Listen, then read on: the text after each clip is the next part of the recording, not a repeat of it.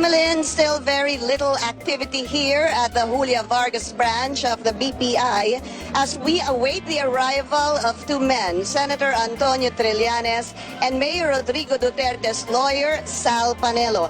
What is noticeable, though, is the presence of a SWAT team and members of the Southern Police District. Today is the face-off of the accuser, Senator Antonio Trillanes, saying that Mayor Duterte has millions in his BPI account, and Duterte's lawyer, Attorney Sal Panelo. Mayor Duterte already said that he will not be able to make it today in the BPI branch. The question remains, will Attorney Sal Panelo allow the opening of the bank account of Mayor Duterte? And will Senator Antonio Trillanes sign an affidavit detailing his accusation against Mayor Duterte as insisted by the mayor's camp? Both men are expected to arrive around 11 in the morning, and BPI has advised its client to avoid this Julia Vargas branch and possibly make it to the nearest branch of the BPI in Ortigas. Amelin, there is little activity except now the arrival of actor Robin Padilla, who will be joining us here live to tell us exactly what he is doing at the Julia Vargas branch of BPI. Hello, Binoy. Bukod sa branch na to, nandito ako para magbigay ng suporta kay Mayor. Mamaya, pupunta din ako doon sa branch ko, withdraw ko yung pera ko. Bakit ka mag-withdraw ng pera? Naguguluhan ako kasi hindi ko akalain mangyayari yung ganito sa Pilipinas kasi parang wala tayong batas na sinusunod.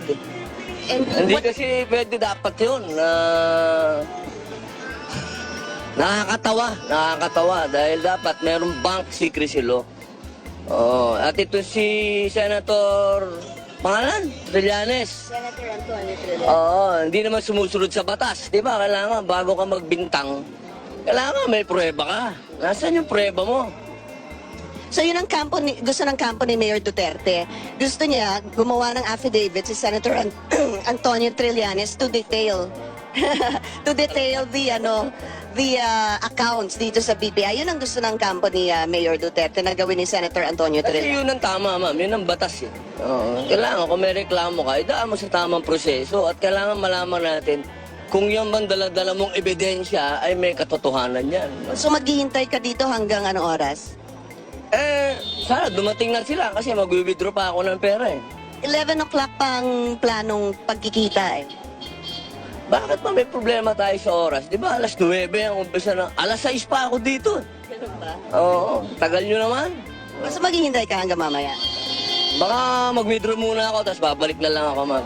Robin Padilla, thank you so much. Maraming salamat sa'yo. Okay, that was actor Robin Padilla expressing his support for Mayor Rodrigo Duterte.